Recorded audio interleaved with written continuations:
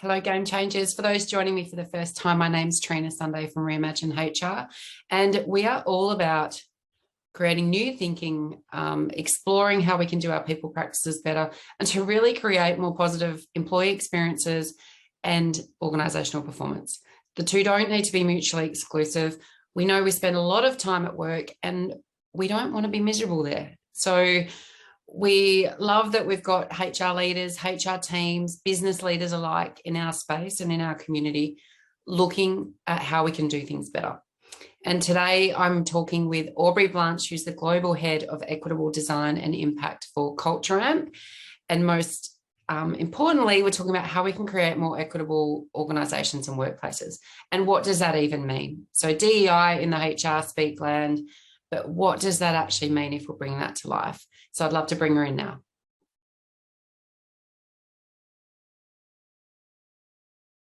Welcome, Aubrey. I'm so excited to be talking with you. I've been following you for a long time.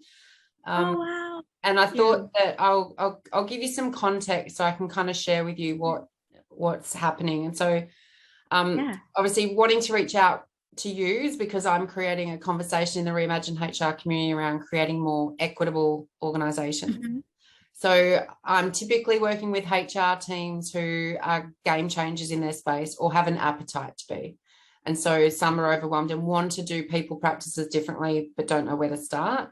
We've got others that are roaring to make positive, meaningful change, but they're banging their heads against brick walls. So we've got a mixed bag, right? And DEI specifically keeps coming up as one of the, I don't want to call it a function. It's so not a function. It's not a program. It's not a function. So so I thought let's have a chat around where this sits for you and explore maybe, how we can shift some thinking in that space. So excited. And I think like I said, I'm always really excited to get to chat to folks that are thinking in a really future forward way about HR. I think my experience is that like the US and APAC or Australia are different in some ways, but I think most of the difference is in the branding. Yeah. So I think that APAC often gets this reputation for being quite far behind. And I don't know that they're that far behind the US. I think the US just says prettier words sometimes. Where's the language difference? What the kind of language differs? I'm curious about that. It's like, so as an example, like in the US, the trend is like getting rid of performance management. Like that's just as bad as having a poor performance management system, because all you're doing is you're like, we now have no way to audit all of the racism. Yeah. Like we're leaving it, but we now can't find it. And so I think that's something where, like in some ways, or like a lot of Culture Amp customers that we see coming in are just beginning to build their performance management processes, for example. Yeah. So like in the US, they've like circled back to like the before times where they're like, we just didn't have it. And now we're getting rid of it on purpose. And I'm like, we ended up in the same point and it's still not good from a equity perspective. So I think management's an interesting one though, right? It's one of those ones where we have a lot of debate in the HR circle, but it's because it's done so badly. And so we see it as in lots of organizations as this highly resource intensive process that's not meaningful generally, because a lot of the time it's missing the critical part in the middle, and that's the conversation. And so it's interesting to see how that's coming full circle. I love and cannot tell you how much I love that you call yourself the Mathpath, and that you're like the math nerd come empath. And I'm just so curious to know where that came from and how that describes you, because I love it. Yeah, absolutely. It like, I was a little bit like, oh, am I like Ziggy Stardust or something, but way less cool. No, it actually came, I worked with like a personal branding firm, and the problem that I was trying to solve, or sort of the tangle that I was in, was that I found that I had built a little bit of a point of view and a reputation that wasn't just tied to sort of my formal role, but I was really struggling to articulate, like, how would I describe my philosophy and my theory of change and approach in a really simple way that I could explain to people, because I felt like I just wasn't being very articulate there. And so it meant that, you know, the wrong clients were coming to me, and I wasn't getting that, you know, working on the types of projects that I'm really excited about, because the Mathpath is also my consultancy in addition to the consultancy of me. And so for me, Mathpath was something that I worked with a team on after doing really extensive interviews and discussions and brand work. And so it really came out of this idea of like, well, you bring together kind of two, what people think of as opposite ends of the spectrum. And I really wanted to say, but I actually think they're not ends of the spectrum. They're parts of the circle. They're sides of the circle. And so this idea that we both can take a really rigorous and analytical approach to systems analysis, to data collection, to the action planning that we're doing to create change, but we can do it in a way that's constantly sort of human value and dignity first. And I didn't see those things as contradictions, but I think they often get painted in this very opposite black and white way. I think you're right. And for me, that language just encompassed something. And so I was like, I've got to run with this. Because it's a lot of, you need the science a lot of the time, right? Like you need the science to be able to have the patterns of behavior, or to have the insights to know where you can pull levers to kind of drive change. But it's like, not a lot of people, well, I don't know your experience, maybe this is you, who know, I won't make any assumptions, but I didn't grow up, for example, as a little girl dreaming of working in HR, right? Like a lot of people I know fell into this space, and you know, I worked in marketing and PR and events before my then 20 plus year HR career, so I'm in it now. How did you end up in the DEI space? Did you grow up dreaming of working on diversity, equity and inclusion? I'll give you a yes and no answer. So like, did I know it was a job? No, I got into it the same way that like most other, how many of us are there in tech, but like queer, disabled, women of color, white assumed, but still women of color. I started complaining about the problem, and someone said, why don't you fix it? Now, I was lucky that I was actually at a company that cared enough to like create a role and let me do it, which I think is not always the luck that people have. And then for me, I wanted to be an attorney or an astronaut, or, you know, and then I intended to be an academic political scientist, but I dropped out of Stanford when I figured out that was not the right path for me. There were many people who were better suited. And so I didn't grow up dreaming of DEI, but when I look back, it feels a little inevitable that I'm working in it. So I tell this very silly story, but I used to like steal books from my dad when I was like 6, 7, 8, and I tried to read them before he noticed. I was a very awkward kid. And I read something in a book, and I come running into the room, and I'm like, Dad, this thing is not right. Like, this is not fair. And he says, you know what, Ob, the world's not fair. And I got so angry at him. And my response was, what a lazy thing to say. And like, it just didn't compute for me that you could like know something wasn't right and not try to fix it. And so I think that really informs why I get so much meaning, and I feel so grateful to do the work that I do, is because like having stumbled into a way that like you get to just try to make the world better and work better, especially for people who are often not given that opportunity. Like that's a very blessed and privileged place to be. So I think it was partially inevitable in that I just care so much about these issues. And I think I've been a very privileged person in so many ways. And so it feels like the right thing to do with my privilege is to spend a lot of time trying to share it. But yeah, so that's it. But I definitely didn't grow up. I didn't even know that DEI was a field when I got my first job in it, if I'm being totally honest about my level of naivety. Lots of people don't, and still struggle to, because how do you talk about DEI? Because I find the language really, you know, like when we break it down, for me, it's kind of about people belonging, you know, people being able to own their identity, all facets of it, because there's lots of different intersectionality, you know, that can come together then in a perfect storm of systemic discrimination. But it's how do you talk about DEI? What language do you use? I hate the acronym DEI. Yeah. So and then I have people changing around and the acronyms die.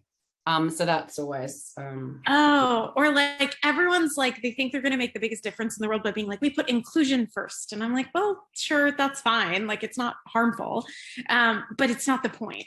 Yeah. So I actually prefer to talk about the concept of equitable design. Mm-hmm. So I believe that when you design for equity, yes, you get the DEI outcomes on the back end. But when you really focus on the outcomes rather than the process, you often cut corners, you do things in unsustainable ways.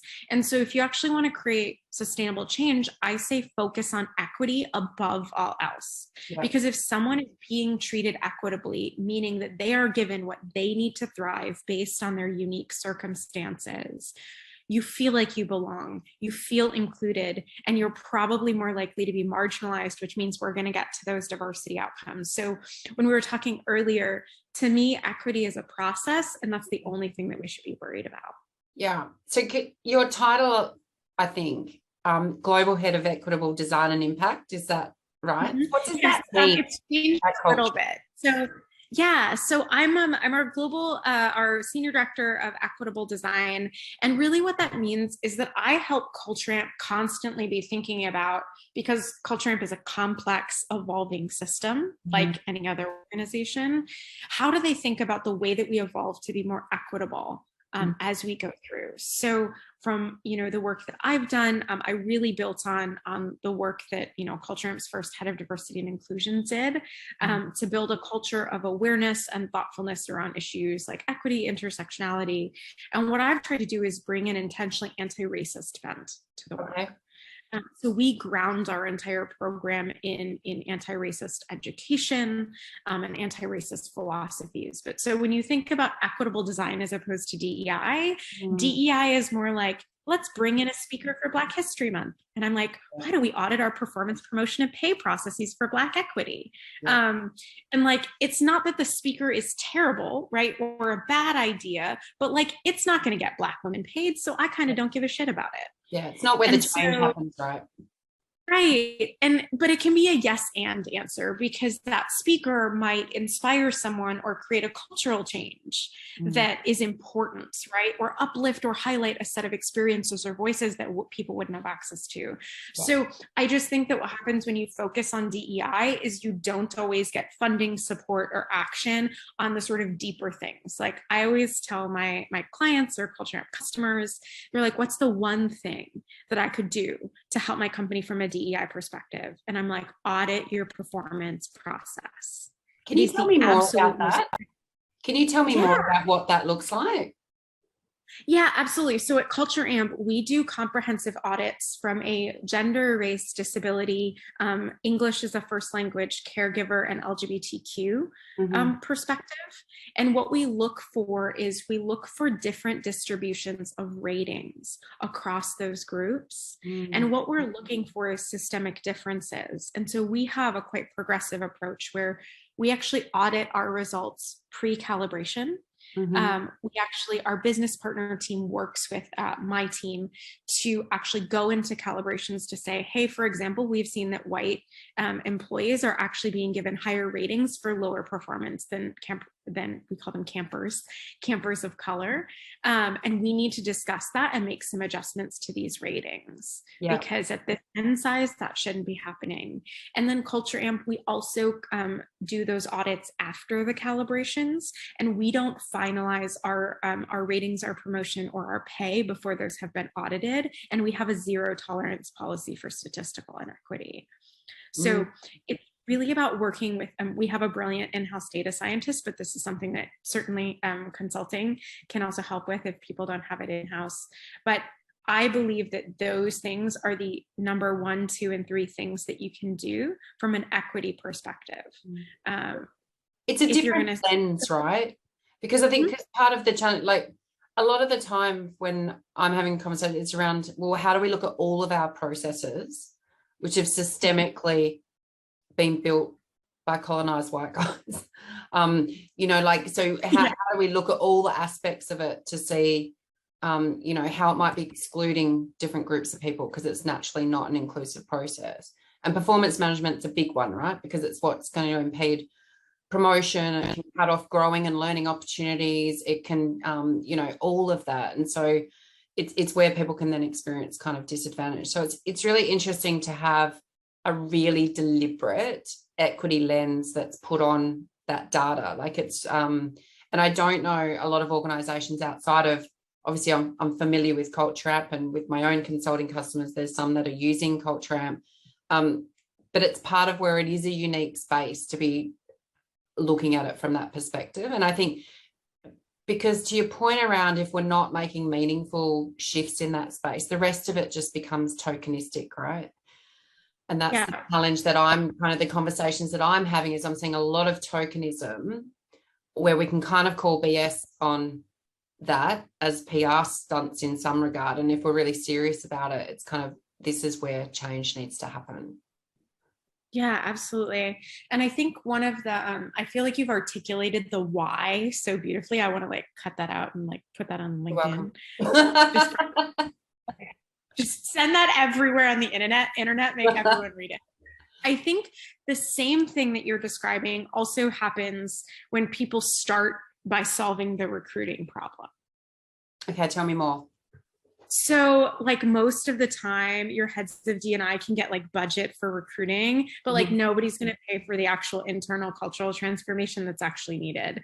Yeah. And we have a VP at Culture Amp who we were talking through, because, you know, we've spent the last 2 years aggressively investing in cultural and process transformation, anti-racist education, building our employee communities. And we're now in year 3 of our strategy. We're investing in recruiting.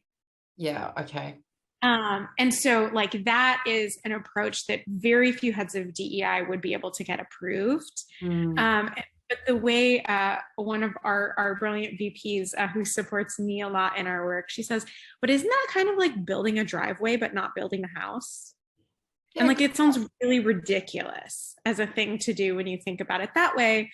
The other analogy that I use for folks is I actually believe that investing in recruiting before you've done cultural transformation is actively harmful to people. So I think that leaders should be held ethically to account for it. And the reason is, so, you know, thinking about the profession of mining for a moment. And we talk about that phrase, the canary in the coal mine. And really what that was there for was, right, if the canary stops singing, if the canary is not doing well, it tells you that the air is toxic. And so when companies say or prioritize or hire their head of D&I as a recruiting program manager, I know you, I see that company. It's basically like saying, wow, the canary died. Let's throw 50 more in and see what happens while all of your miners are dying. And so from that perspective, it's like, it's totally irrational from a basic logic perspective. But I think one of the reasons that it happens is because senior leaders, if they did cultural transformation, they would have to take responsibility for how broken the culture that they created is. And that's not a very easy emotional journey to go on. It's tough, right? It's where, you know, in the work that I do, you know, there's a lot of conversations. I have leadership drives culture, right? And no matter what process we change and systems we change, if the leaders are not authentically wanting to change. So I feel like DEI is one of those spaces where equity is a great idea until I have to do something different. You know, like equity is amazing until I have to change what I have to do. It's like, oh, hang on. No, I you know, I'm too busy, or I don't like, and suddenly the importance that was around the boardroom table drops away because it's inconvenient. That's a scathing review. But I don't know that it's an inaccurate one from my experience. I think you've hit the nail completely on the head, to be honest. I mean, I can tell you, I've worked with and for organizations with varying levels of like executive engagement with the work. And, you know, you look at Culture Amp, and I'm happy to share with you, maybe for the show notes or something, our Equitable Design and Impact report. So we put that out in January, which covers our EDI, sustainability, social impact work. Is, the reason that we're able to publish something that shows really aggressive forward progress on our goals is because our leadership team is really involved. In 2020, we made some very large anti-racism commitments, like many companies did. But, the first step in that process was our entire leadership team going through a 6-month-long anti-racist leadership and coaching program. Yeah, right. Because it's not a training program, right? Like, that's not where change happens. Like, so 6 months, did you say? And purely around anti-racism, which is just, it requires those deep dives, right? Because I think it's still that, and I love and want to go back if I can, because it's all about identity, right? And you talk about white assumed, and I was talking to an Indigenous friend of mine that was being challenged around and actually got asked, are you Indigenous? And, like 10 times, are you Indigenous? Because apparently they were not dark enough to satisfy that person's, and I think, and for you, you've got a Latina background, right? Is that? Yes. And I'm also mixed white and Native American. Right. So, yep. And then I grew up, I'm adopted, but I grew up in a mixed Native American and white household. So my adoptive father and I are not from the same nation, but we're both mixed, but we are also both white assumed. Yeah. Okay. So in terms of, for aspiring anti-racists out there, like how, what does that look and feel like? So how does that play out for those of us that can have more empathy in that space, or just more insight into that? Like, what can we learn?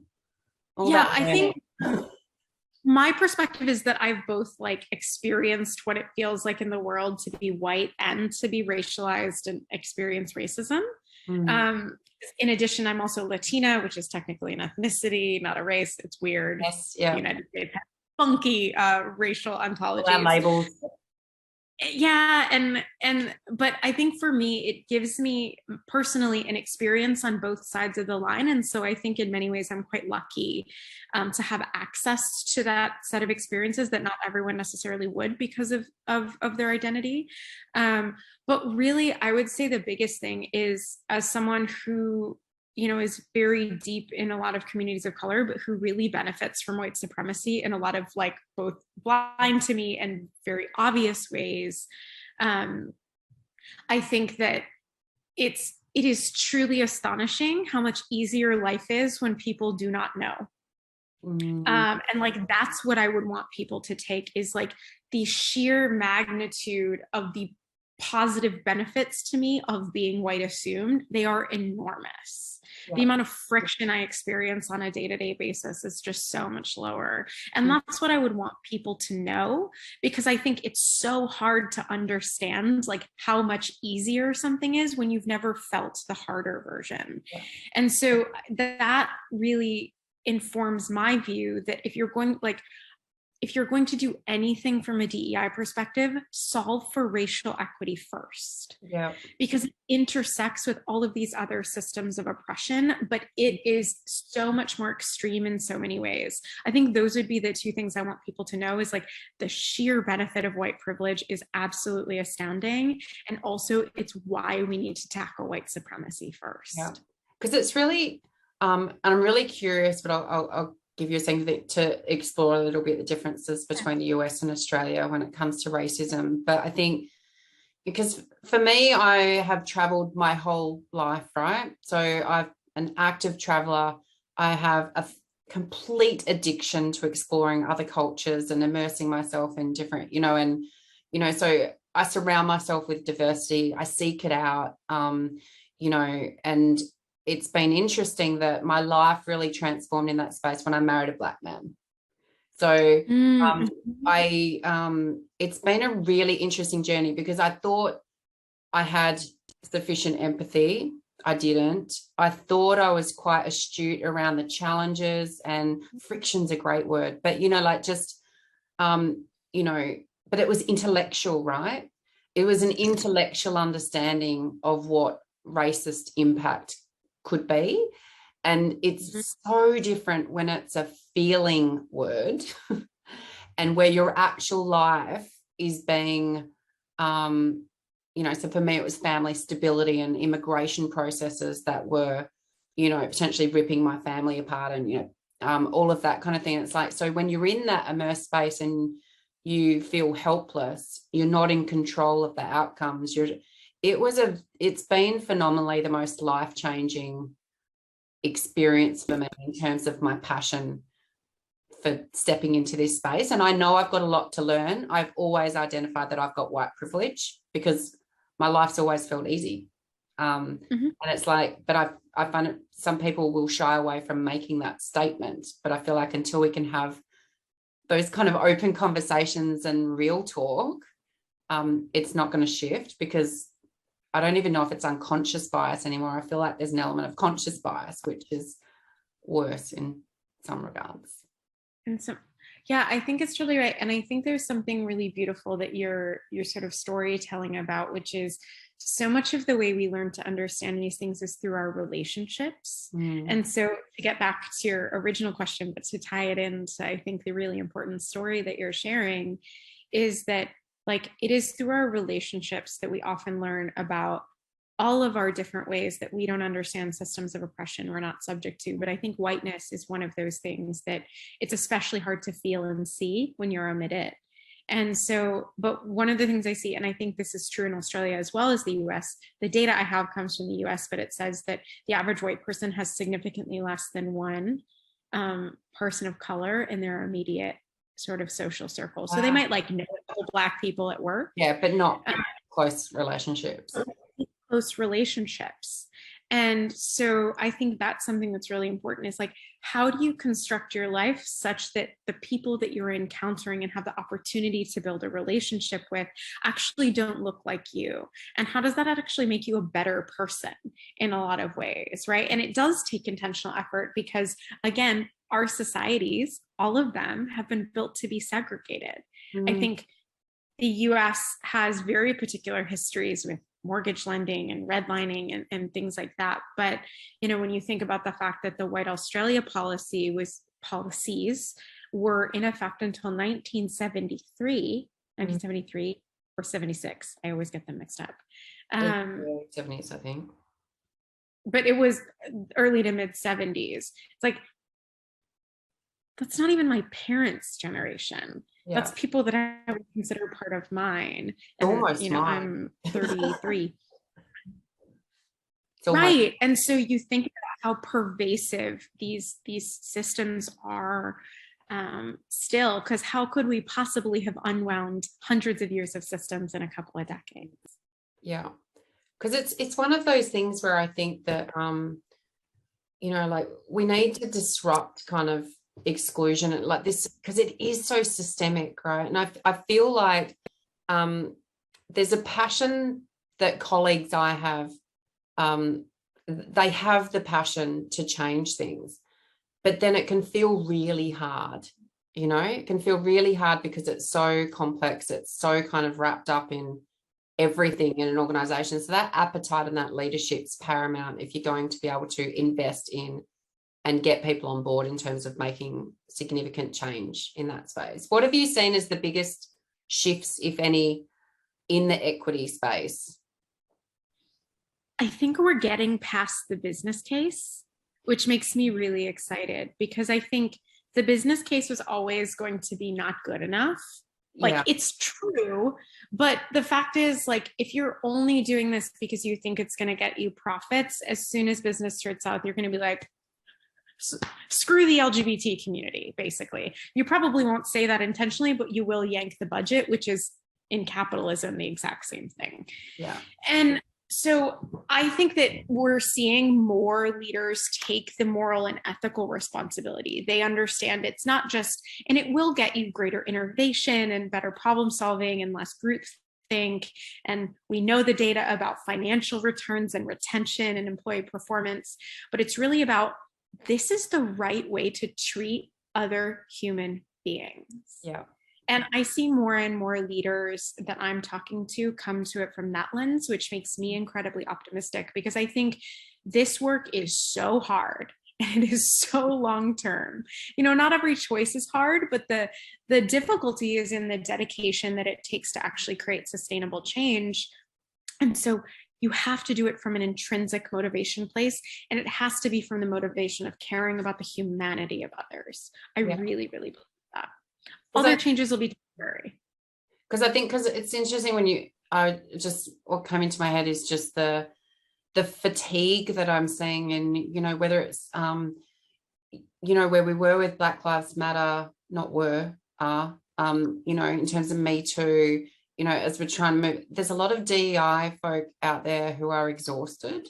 And you add a pandemic in where, you know, we're trying to support marginalised groups that are potentially further isolated because of pandemic response in some regards. Are you seeing much of that in your interactions with people that are working in this space? Oh yeah, I would say we're exhausted, you know. Most of us. So Culture Amp's data, I can also send you this, remind me, our 2022 workplace DEI report, we surveyed HR and DEI professionals, and what we found was that 80% of heads of D&I have been hired in the last 18 months. Oh, wow. That's so most of these folks are brand new. And understand that only about 40% of companies have DEI staff, but only 14% of them have more than one person. So in almost every example, and I mean, I spent almost 5 years being a team of one, where it's exhausting. You're trying to solve systemic oppression with $57 and no head count. I'm sorry, this just make that happen, Aubrey. Right. You're like, by Thursday, please, or for my quarterly earnings report. Yeah. And I think that I literally just sent out a tweet about this yesterday, but I really believe that, like, when a CEO tells me like how much they care about DEI, I'm like, how big is your budget? Yeah. Because your commitment and your care is absolute horseshit if there's no budget. Yeah. And I think it's really important to hold leaders to account for that. I'm far past the point of trying to convince people to care, but I believe if you don't care, you should be honest and you'll get the talent you deserve. Yeah. And that's where I feel like it's the storytelling where I see the most shift. But it always takes the most vulnerable people sharing their most vulnerable stories of, you know, their challenges to just be able to step into their identity and bring their whole selves to work. I struggle with that phrase, but, you know, like to just have that comfort to completely be themselves, and feel safe to do that. And I think, and it's the storytelling where it's gone really wrong and someone's been unsafe or they've been hurt in their work environment, where suddenly people listen. And I think that's representative of societal change generally, though, probably, where it's kind of, and I think that's playing out with Ukraine as well, which is just heartbreaking, where but it's the storytelling where you are then connecting on that human level, right? It's the heart part which is going to drive change, and it trumps every time. I won't Trump. But I think, you know, there's a lot in that space, although I did bring it up. What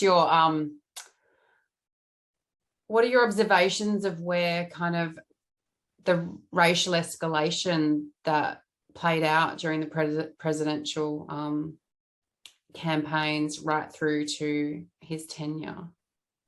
Oh my God, so traumatic. And still is, right? So traumatic. I mean, I'll be honest, it's one of the reasons I left the US.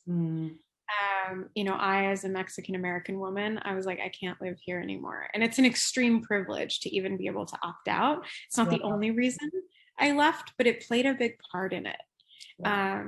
You know, that I didn't want to be a part of that society because it seems pretty clear that I'm devalued in it.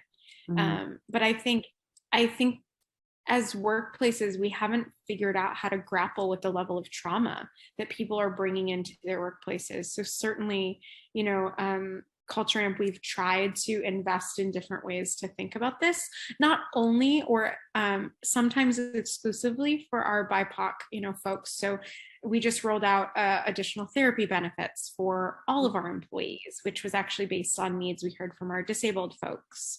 But we also provide, we work with them an expert in BIPOC mental health and actually offer mental health and wellness leadership development specifically for our BIPOC employees have interest. And the reason is because we recognize that the sheer amount of racial trauma, they were struggling to function, let alone asking them to do, high cognitive work that is often a part of their role scope. That's a much harder, mountain to climb for them than someone who's not feeling personally affected. Although, for obvious reasons, white people also feel the community trauma of these things in a lot of ways. But it's different. And I think this goes back to, we talk about, and I really believe in doing this in the context of the workplace, but so much of the work to dismantle these systems comes when we walk out of the office as well. And so I think it goes back to, I always say your authentic self, not your whole self, because there's flavors of me I don't want to bring to work. Yeah, I wouldn't bring all of myself to work. But I think just for me.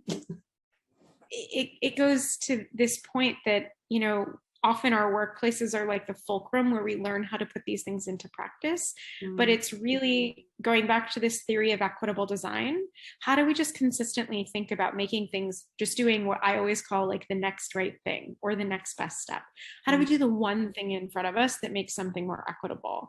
Now, maybe that's, making sure that you're not only going to professional associations where it's all white people there, or if it is, saying something about how creepy it is. Yeah.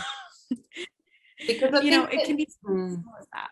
Sorry, because I think that part of it is, we need to be creating, when we do have these really kind of vanilla rooms that we're walking into, it is being able to see it, spot it. But then there's a deliberate of seeking out the diversity, seeking out connections, meaningful relationships with people, so that, because that perspective is so enriching. And I know it's for me, not, I can get a bit excited in talking to people around how phenomenal it is when you can learn from other people who are not like you, because it can be so rewarding in terms of like the lenses it gives you to go through life. And it's just, and then people are just like, Trina's on a rant again. But it's so true. And I think that if we can at least identify that we don't have good representation in our workplaces, and that we do then, because a lot of the time that there is a fear of even calling that out. So I feel like there's such a fear that people don't look good, organizations, leadership, generally boards, that we then don't talk about it, don't acknowledge it. We've then taken, some conversations off the table, which then just pushes some of the bad behavior underground. And I think that's more dangerous because we don't have visibility to call it out. Do you have any observations about that? I think it's really true. I think this idea of like coded versus like explicit, maybe exclusion, or one of the isms that we want to talk about is true. But I think it gets back to this, like, I don't tend to like differentiate majorly between like implicit and explicit like racism. It's like, who cares? It's all racism.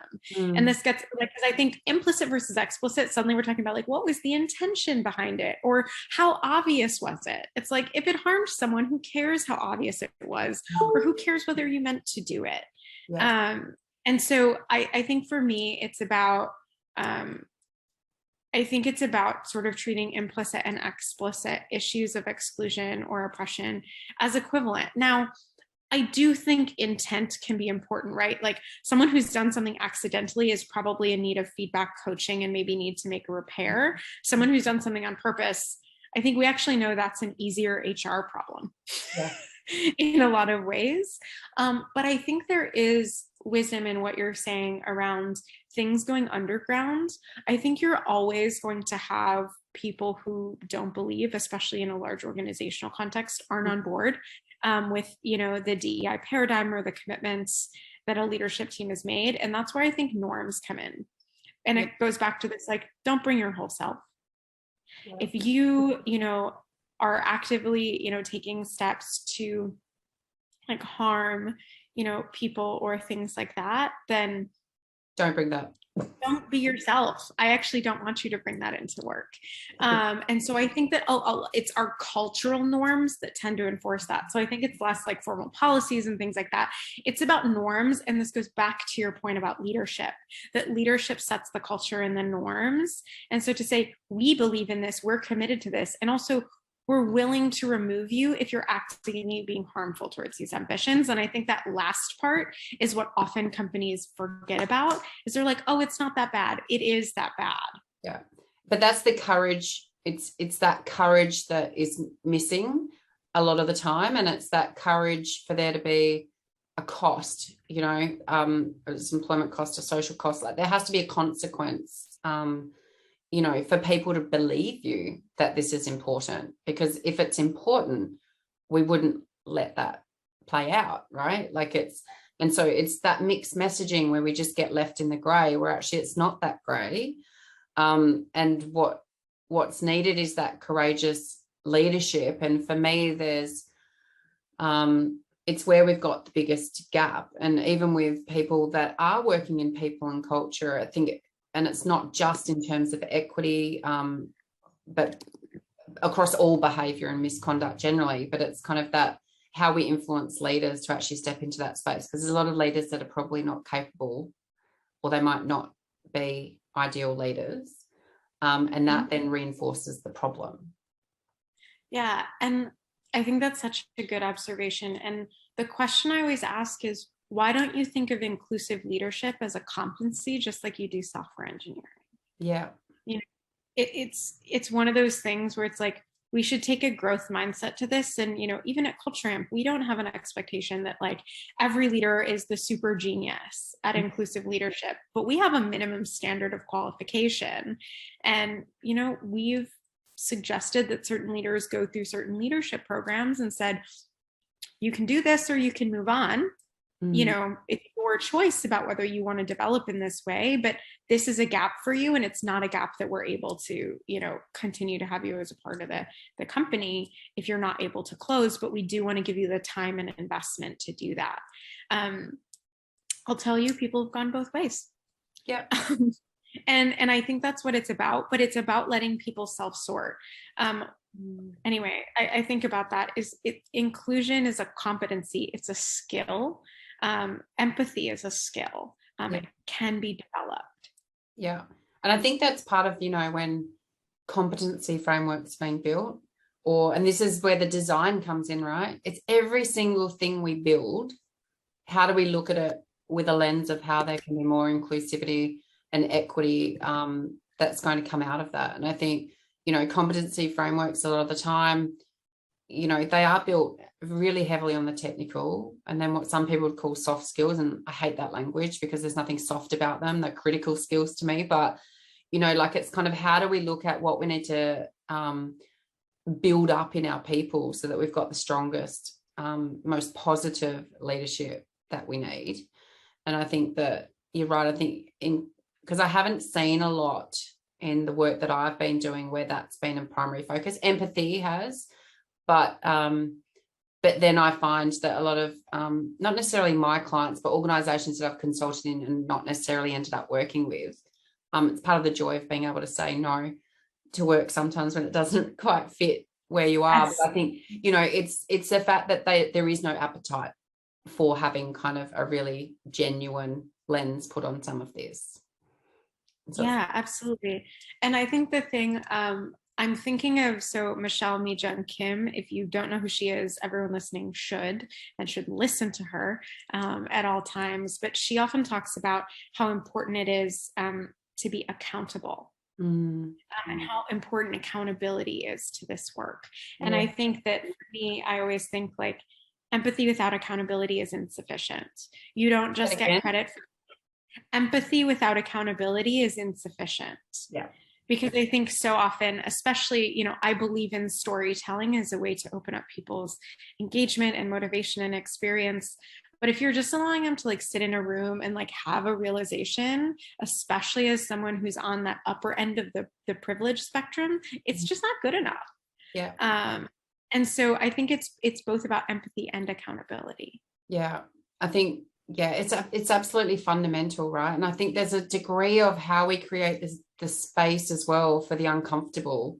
Like a growth is going to come from the things that are unfamiliar and uncomfortable. And I feel like in the diversity space, and then in that storytelling, for example, it's like it should be getting a little bit uncomfortable, because it should be kind of really challenging your own thoughts around this. It should be challenging your beliefs that you've had since childhood. It should be challenging on some level what you value, or at least giving you reason to reconsider some of those things. And I think that, trying to create that safe space for that. And I know, so there's a lot of work that's happening on the West Coast, for example, and there's, a lot of research and reports that have come out around bad behavior that's happening in different industries and the resource sector and, things in between. But that accountability for change that's going to need to come out of that is absolutely phenomenal.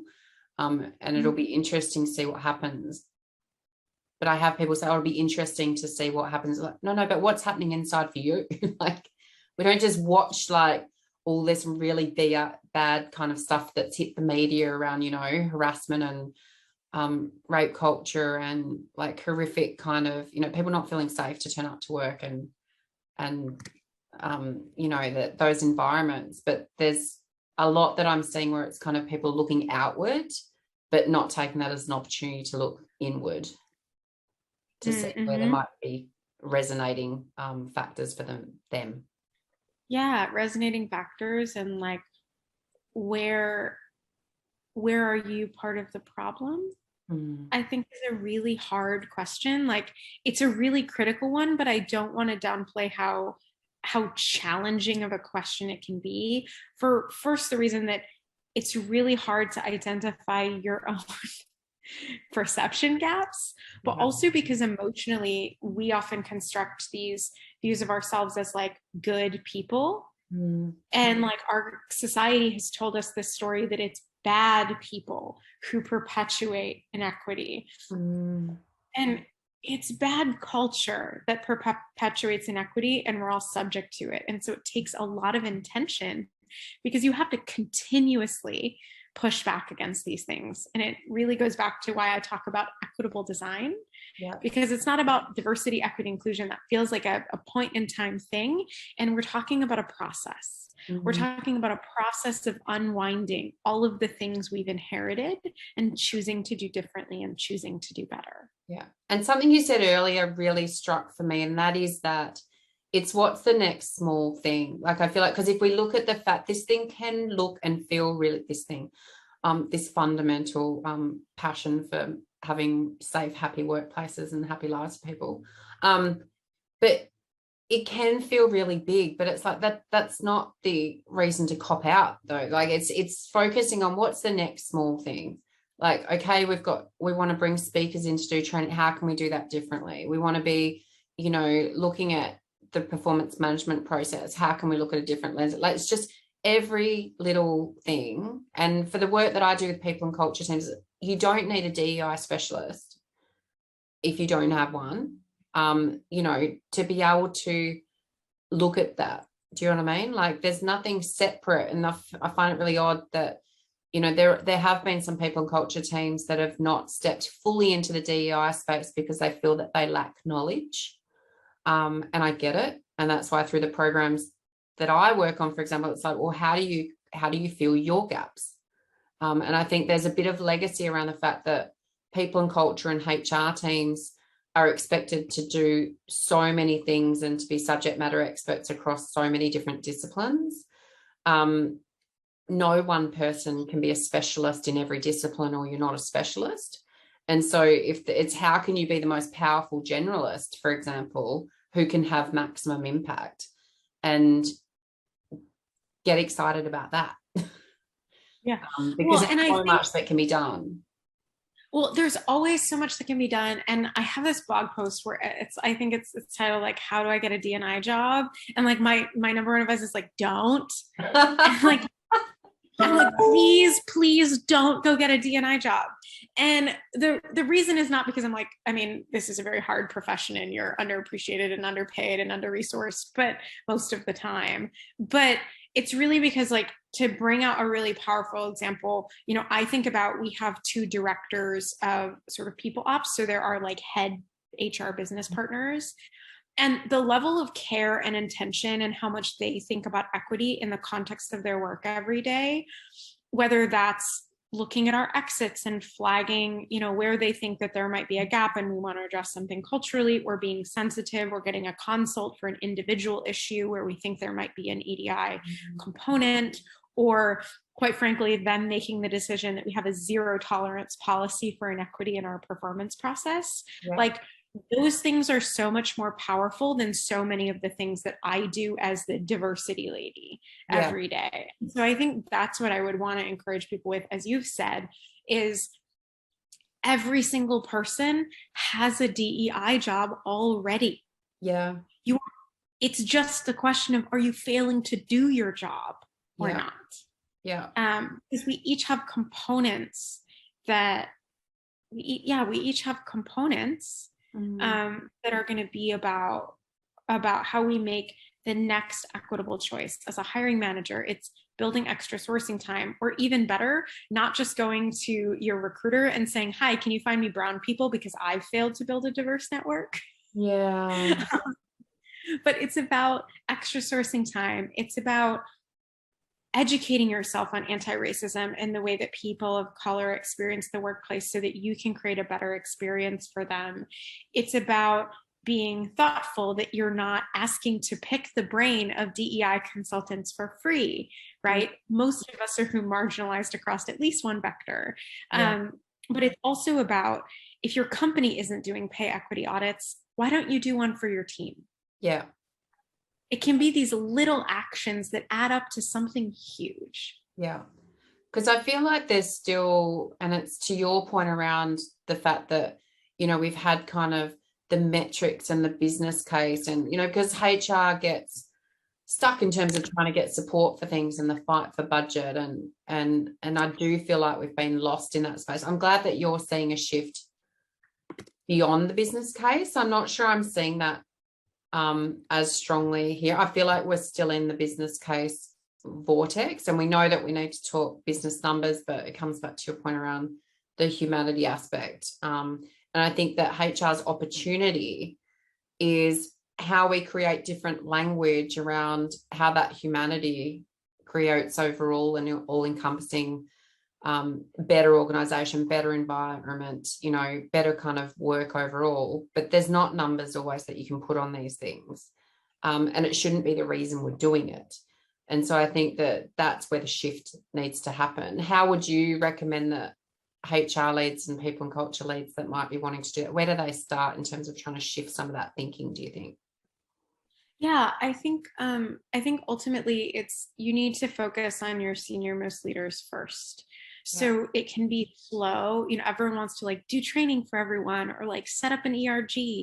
And I really, really think the most important step is getting your senior leadership aligned that this is a priority, and agreeing, if they say priority, what that means from a resourcing perspective, and also aligned about what it means from a transformation perspective. Because I've worked with companies of all sizes and lots of different geos. And, the thing that has been true of all of them, to butcher Tolstoy a little bit, on every inequitable organization is inequitable in its own way. But the fact is they all needed to go on that journey of transformation. Yeah. And so I think getting really clear with leadership, if you're committed, this is what it will take. Are you still in? And I will take your yes as a check. Yeah. Yeah. And not a box. I mean, one with a signature. Yeah. Yeah, exactly. Because I think that it's what's really critical in some of the work that I'm doing with HR leads is around that reputation and connection. And so having these conversations needs to come off the back of the fact that we've proactively built relationships with our senior managers. That means we can step into a space of having strong conversations around what needs to change as well. And it's not then just engaging with exec when we're trying to put up a proposal or lodge a report. There is a way of working where we fundamentally need to shift in terms of how we partner with business leaders and how we really immerse ourselves in terms of the relationship building, like, and it takes effort, right? And there's a lot of the time we're too busy, or it's like a lot of these conversations then of getting support for what we want to change in the diversity, equity, and inclusion space becomes a much easier path of getting going, because we've built the relationships to know how to influence the people around the table. Mm-hmm. We can connect with them on a human level around something that might have happened with them and their child that's suffering with some ableism, or there's always a connection, because there's always someone that's got something going on, right? Like that's the reality of it. And it's not just rolling out unconscious bias training, right? Like, I think if God, please don't do that. Okay, I'm sorry. I'm just like, you know what? If you want to start with unconscious bias training, it is better to just set money on fire in the middle of the office. I just believe that. I really want to hear this, because we're coming from a similar point. Talk to me around why you think that unconscious bias training is burning money, and I'll share my experience. Well, so Culture Amp, one of our writers just wrote a great blog on this. But the fact is, like, the research on it is super mixed. Yeah. And the reason is because it was mostly just invented by lawyers to, like, be a cover your ass, to be like, look, we did something. Yeah. It wasn't really, it's kind of like, the really rote sexual harassment trainings that solve exactly zero problems, but we're legally required to do them. Mm-hmm. And so it doesn't actually solve, like, a behavioral problem for the most part. And I think without actually this comprehensive audit portfolio that you should build for your processes, there's just no point. So at Culture Amp, we actually do provide guidance about bias in our hiring training, in our pre-calibration sort of training, in actually our business partners bring up, in calibrations to prep for that. So there are different ways that we educate about bias throughout the employee experience, but we're not sitting someone down for an unconscious bias training.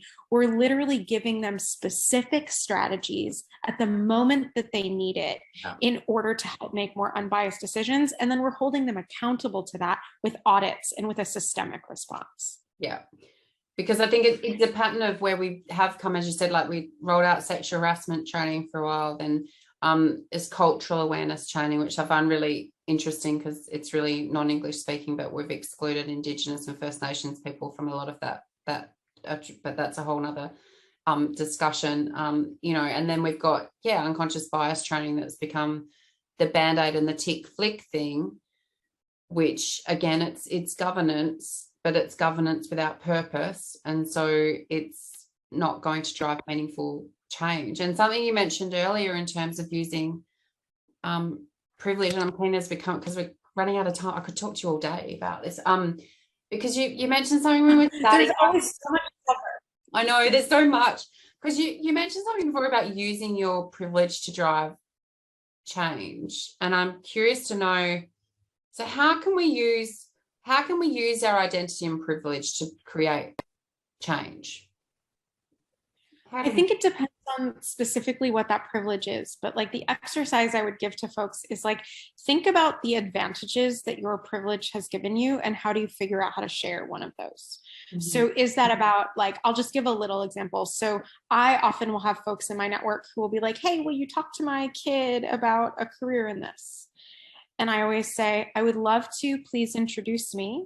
Before I schedule that meeting, I will make that person go out and find someone who is marginalized compared to them and offer them the same career coaching.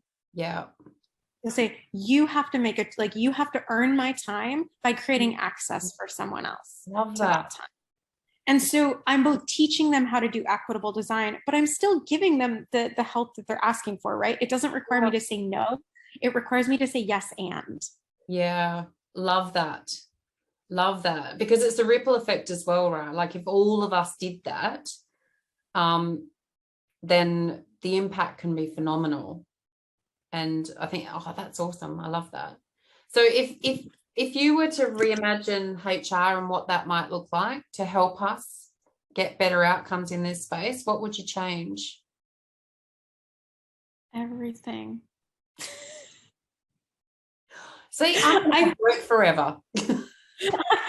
I mean, I think that's what it is. It's about a constant process of evolution and getting better more than anything. So I think but I think that what I would want to sign off with saying is just don't do nothing. Do one thing today that's more equitable. And so what should she change? It depends on where you sit, but there's always something if you're willing to look for it. Love it. Thank you so much for your time, Aubrey. Thank you for having me. This has been such a wonderful discussion. And like I said, I'm so excited that you're supporting folks and actually thinking about and reimagining the way that we can do business, because we can definitely do better. Thank you so much. And I'd love to talk to you again another time. Absolutely. Shoot me an email. We will get to it.